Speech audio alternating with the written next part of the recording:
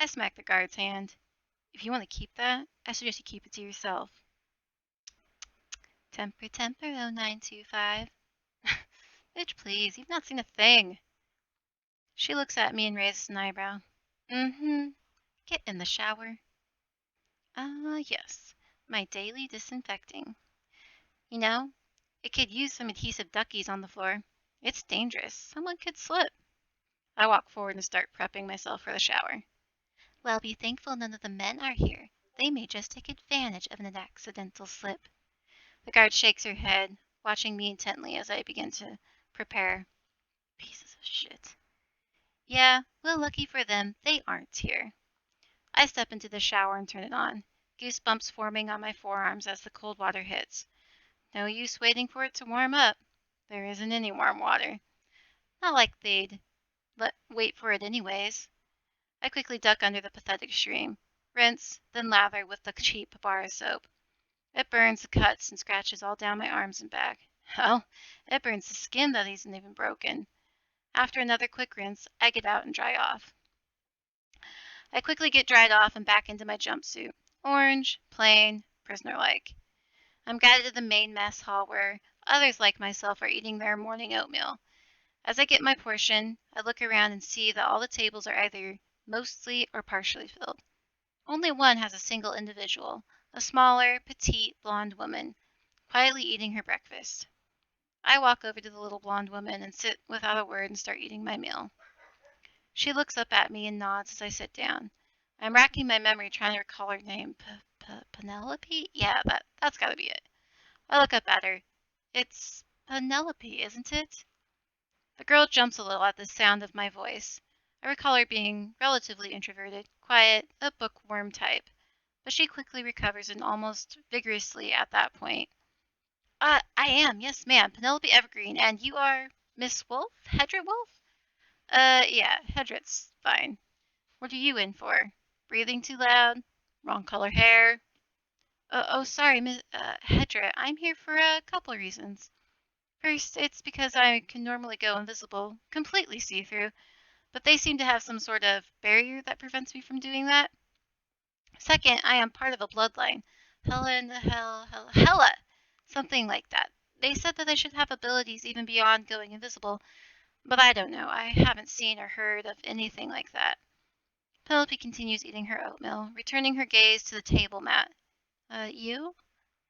I squirm against the slave collar they put on me, still unused to the feel and sound of the voice distortion they had added to it.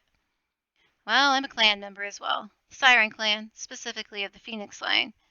My voice can make people do things, hence why they put a special vocal collar on me. Of course, they didn't like me street racing either. I don't have any magical abilities, but Mom was a specter and could turn invisible. Yeah, it made sneaking out of the house nearly impossible. I take a bite of my now cold oatmeal. Penelope's eyes widen. Whoa, you can do that? That's amazing! I don't even know what I'm capable of. No one's explained that to me.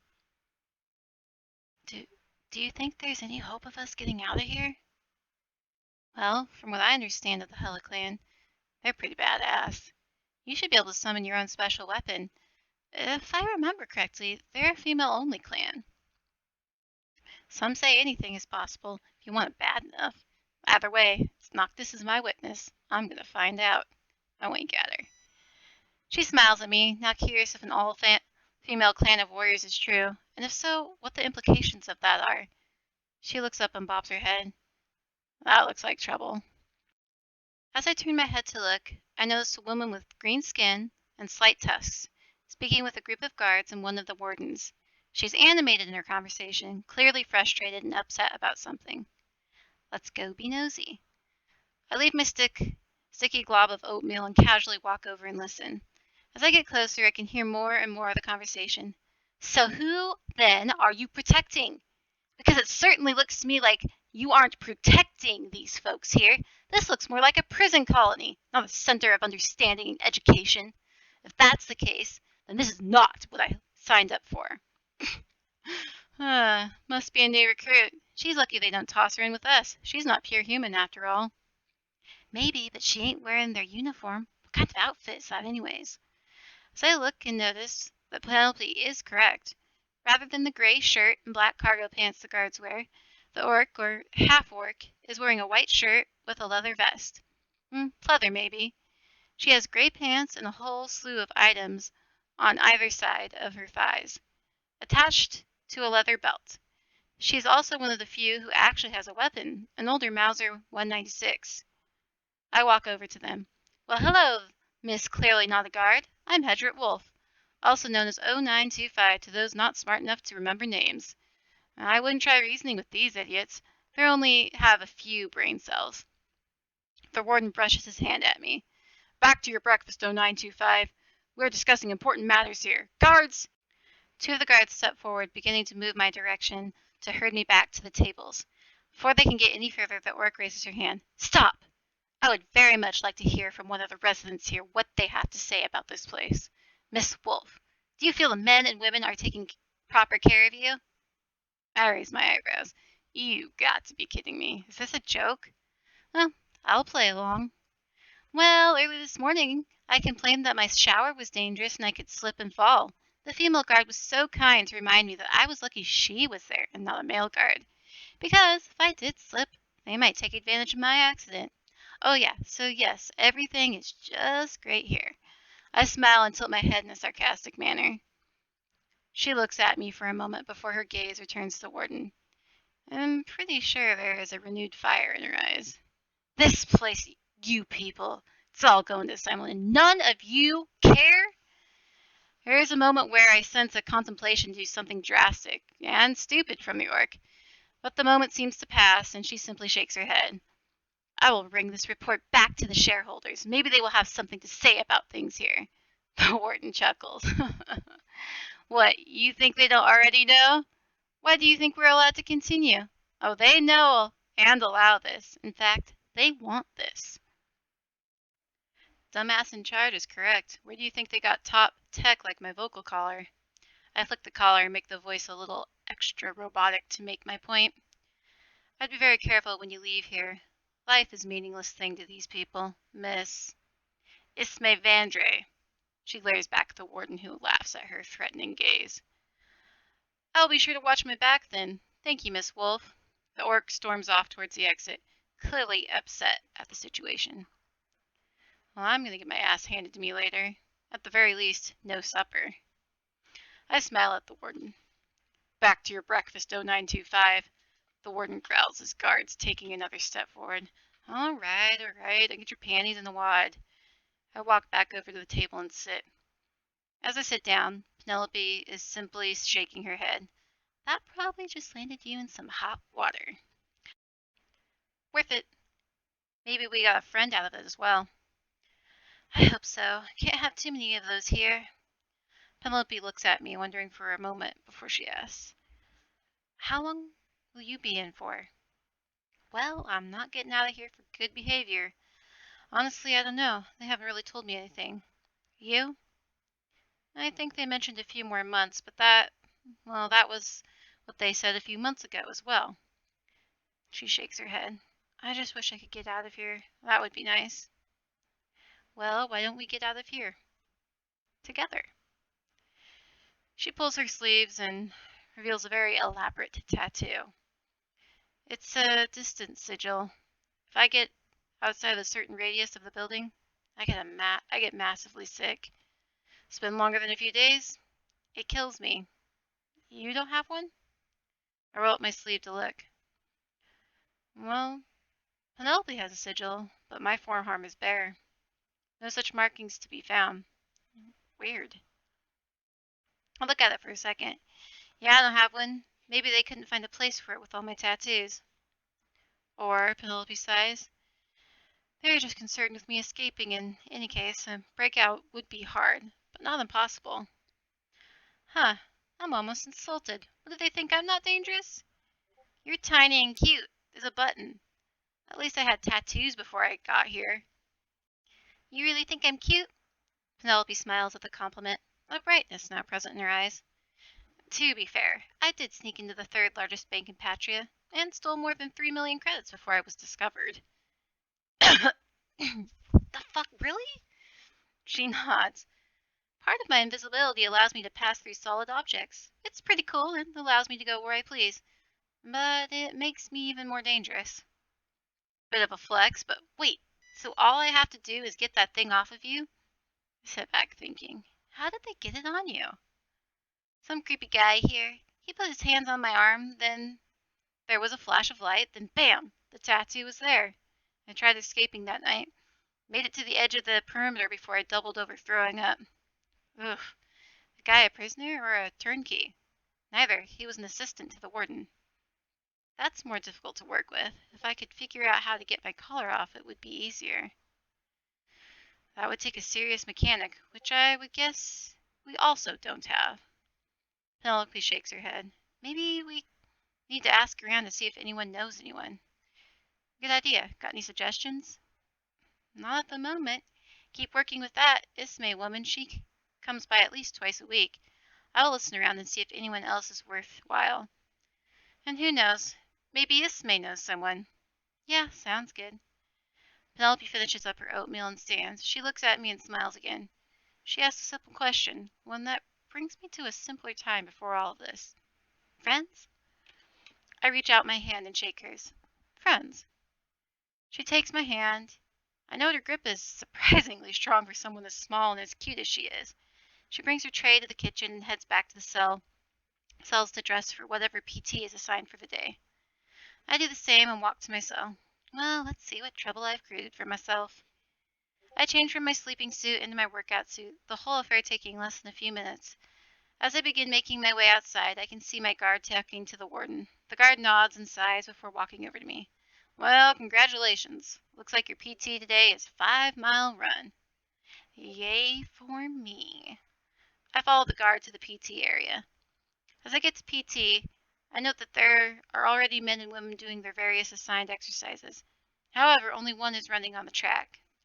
What? I blink twice, then rub my eyes. Sure as Ellen exists. I'm staring at a blue scaled Savra doing laps.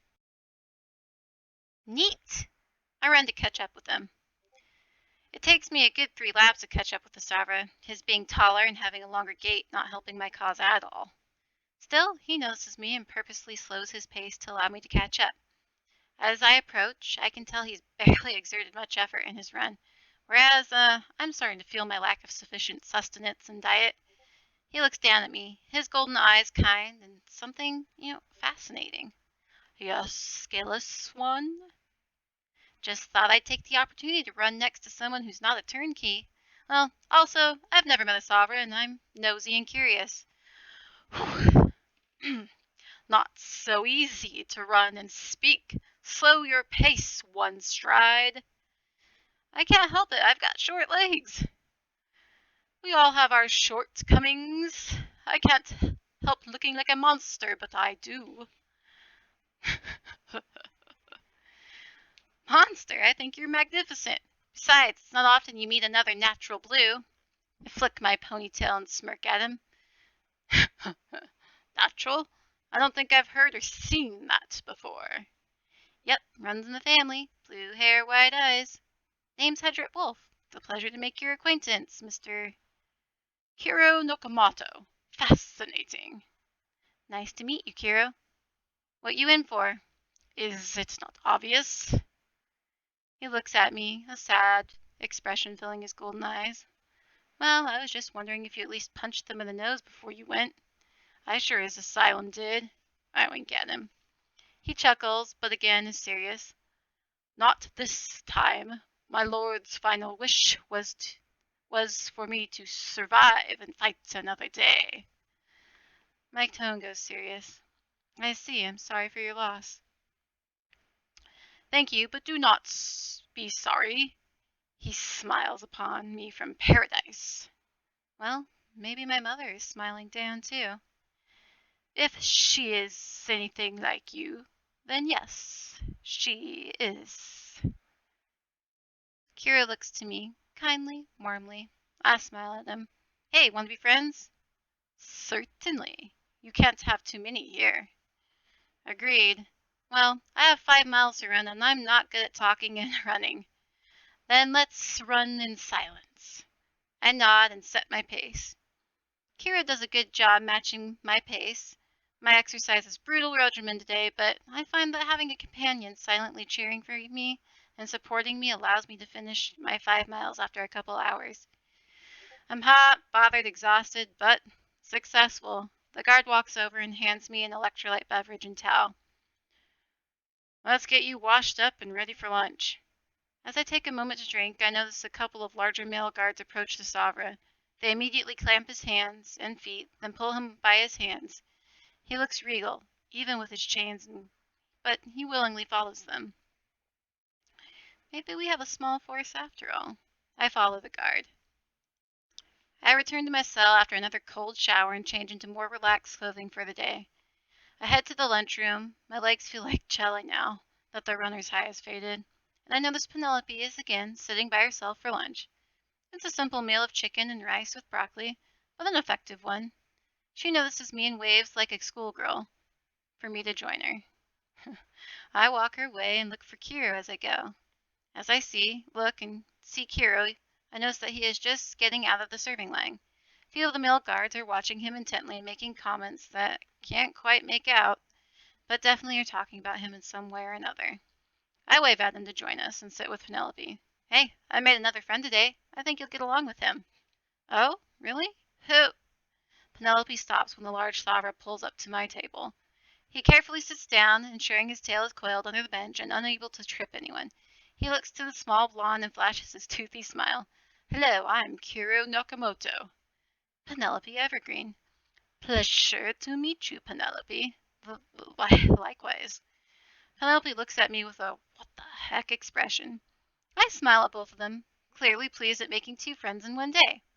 Penelope, Kiro helped me run my 5-mile punishment today. He's the friend I just told you about. I see.